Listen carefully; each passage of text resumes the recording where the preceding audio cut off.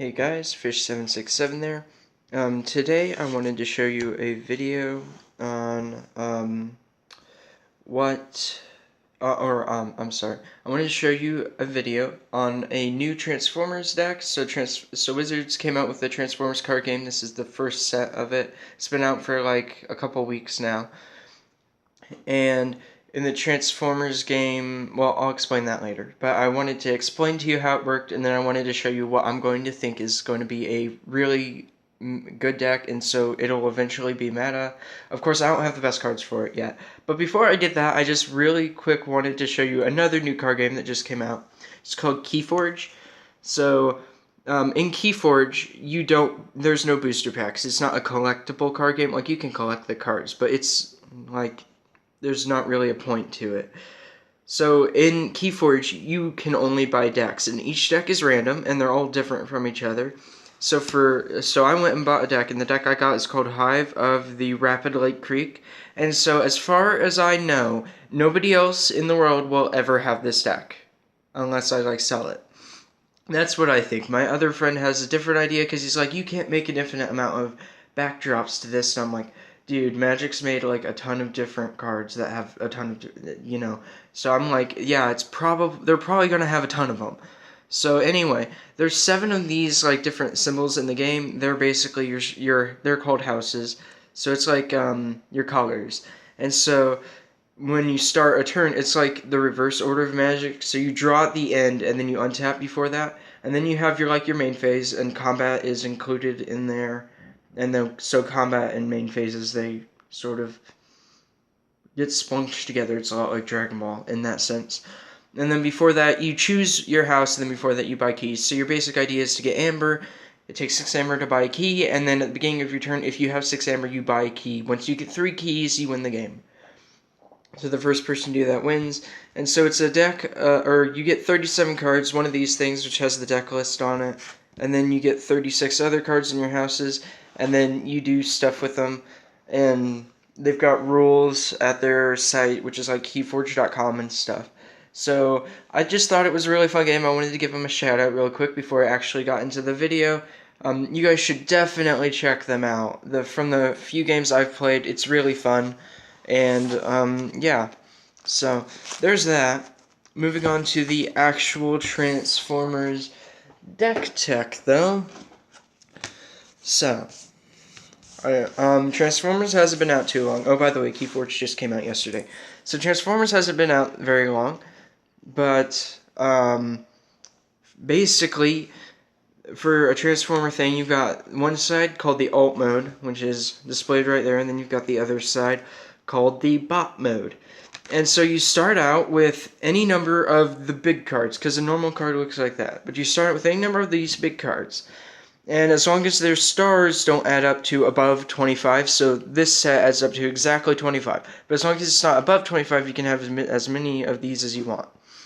So I'm running 4, and this is an Insecticon deck. And so at the start of the game, you will set these out, and they will be on the alt mode. And then during your turn, you can flip one of them over. And then you can play 1 action, 1 armor. I'll get to that later. They have attack, defense, and health. And so you can only use 1 to attack unless I'll explain the rules later. But basically, you swing 1, and then you tap it in order to attack. You only get 1 attack a turn. Unless all your opponent, like if all these were tapped and my opponent had 3 guys, they get to attack with everything because all my stuff's tapped. So you get to swing, and then stuff happens when you swing. There's rules at tcg.transformers.com or something. So I'll probably link it in the description. So, but you can go check out the rules. I'm not going to really talk too much about it. I'm just going to explain how this deck works. So essentially, we are going to be healing our characters a ton, and we are playing a ton of upgrades. I've been playing this against one of the starter decks, the Autobot starter deck, and this deck has won barely by like 1 turn every single time. And this is an upgraded version of the Autobot deck. So you can already tell it's really good. It's not the best because I don't have a bunch of cards, because unfortunately my card shop ran out of packs within the first 5 minutes of us getting them, and I only got 2. But my friend, he had a ton more cards, and he only pulled out the rares. He's like, you can look through these. If you want anything, just take it. So I was able to get enough stuff to build this deck. So for the actual Insecticons that we're running Chop Shop, Kickback, Ransack, and Bombshell. So Chop Shop. On its alt mode, when you flip to this mode, you scrap all upgrades on the character. For each one scrap this way, you draw a card, repair 1 damage from one of your Insecticons, which they're all Insecticons. And then on the other side, when it attacks, you may move an upgrade from one of your other characters to this one. Kickback. When this damages an enemy, you repair 1 damage from one of your Insecticons. On the other side, he says when it is attacking, you flip 2 more battle cards for each other Insecticon you began the game with. It's only 6, it's not 8. I thought it was 8 when I started playing, and then I read it a little bit closer, and it's only 6. So you'll understand what flip means when you go read the rulebook, but basically when you attack, you flip over the top 2 cards of your deck, and then stuff happens depending on what you flip over. Well, because of that, you actually flip over 8. So and that's why he has no attack on the other side, because of how strong he is there. Then you've got Ransack. Ransack is our boss dude. So I'll explain in what order you want these guys to die and attack and everything. And you can sort of influence it, not a ton, but you sort of can.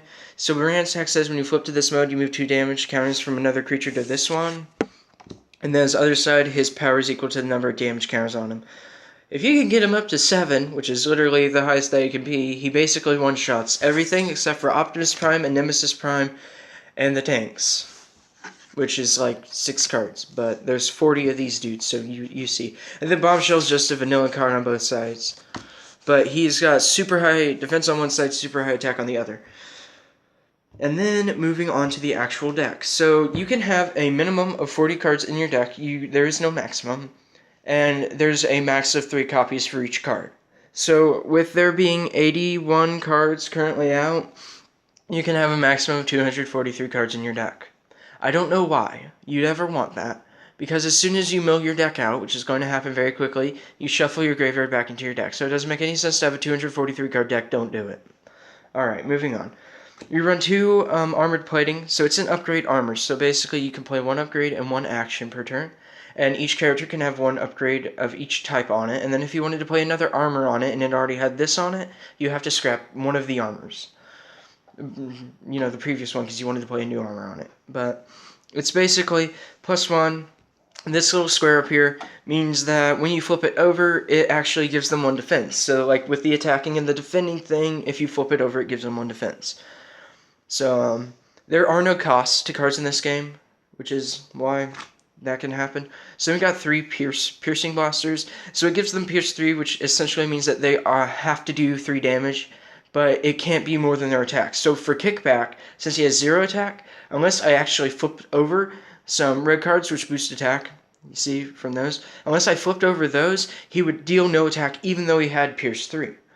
I just wanted to explain that. White means that it's a crit. When you flip over that, you flip over 2 more, you only get 1 crit per attack.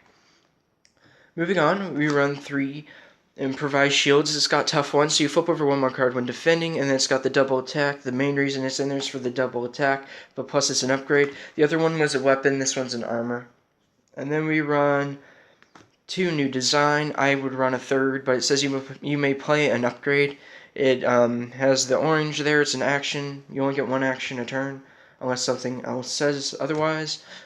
Primary laser. It's gives them +2 attack. Main reason it's in there, and then it also gives them a defense when you flip it. So then we run 3 plasma burst. Oh wait, I didn't tell you how many primary. We run 3 primary lasers. Okay, so 3 plasma burst. It deals 2 damage to an enemy. That's why it's in there. Action. Since it has no bubbles up there, it doesn't do anything.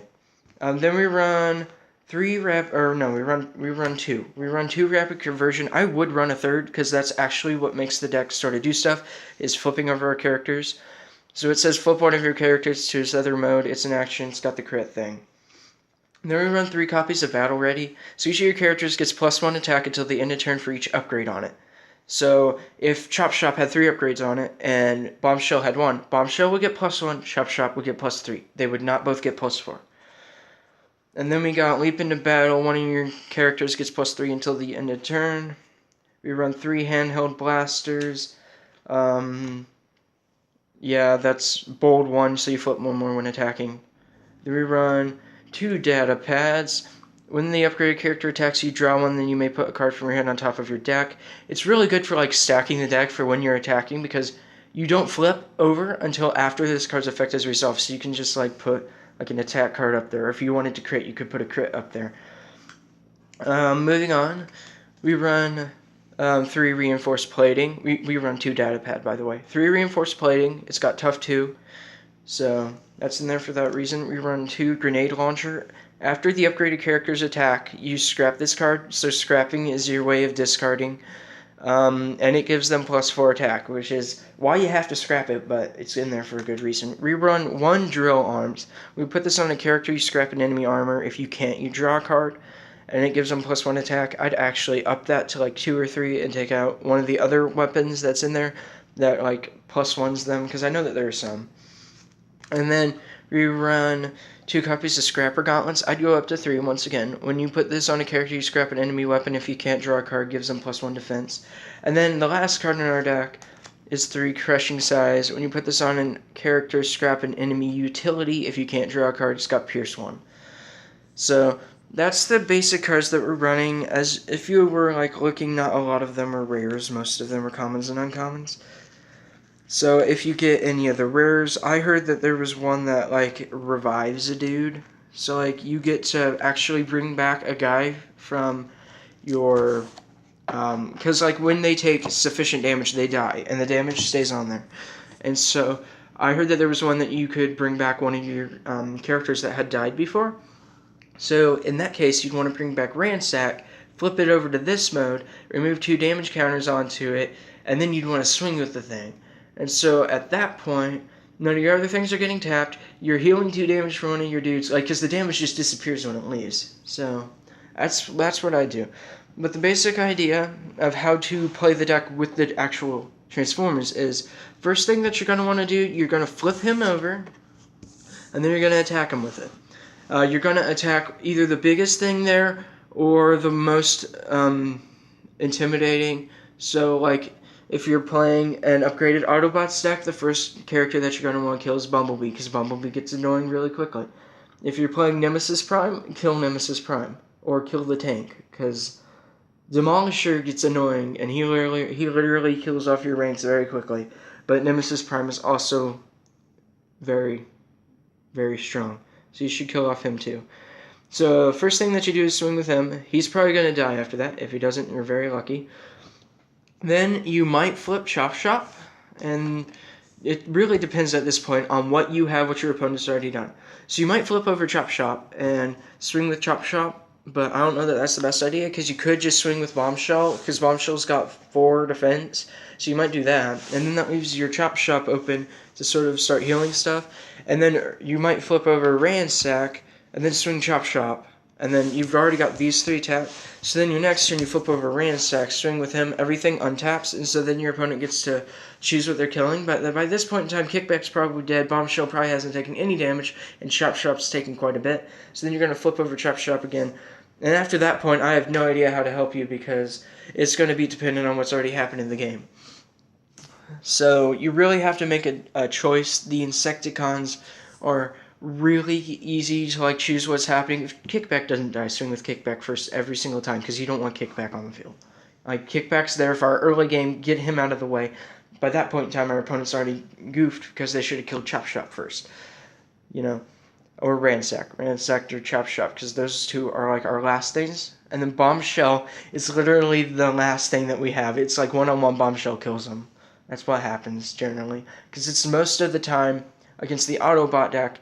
It was Red Alert against Bombshell, and so when, like, if you look at Bombshell's flip side, he's got 5 attack and 2 defense, and he's got 10 health. Red Alert has 5 attack, 0 defense, and 10 health, and they're both vanilla cards. So Bombshell is a lot better than Red Alert, because he doesn't take as much damage, and so that's why you have Bombshell against Red Alert last if you're playing that deck. So, but that's the general idea of how to do it. These guys, the like Insecticons, are all uncommons and commons, and I think that the entire deck was uncommons and commons with a couple of rares. And so yeah, that's how you play the deck generally. So thank you guys for watching. I really suggest that you check out Transformers and Keyforge. They're both really fun to play. I know that Walmart has Transformers packs for $6. My local card shop, when he gets them, are $4. I don't know that Walmart has Keyforge yet. I heard that there was an article online. Like, I don't know how true my source was, but I just heard that somebody had posted an article online saying that Keyforge had gotten recalled because people didn't like what they were calling the decks.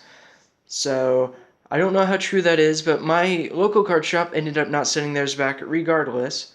So they're $10 at my local card shop. I don't know how much they're going to be at Walmart, if Walmart is even going to get them or has them. But they came out yesterday.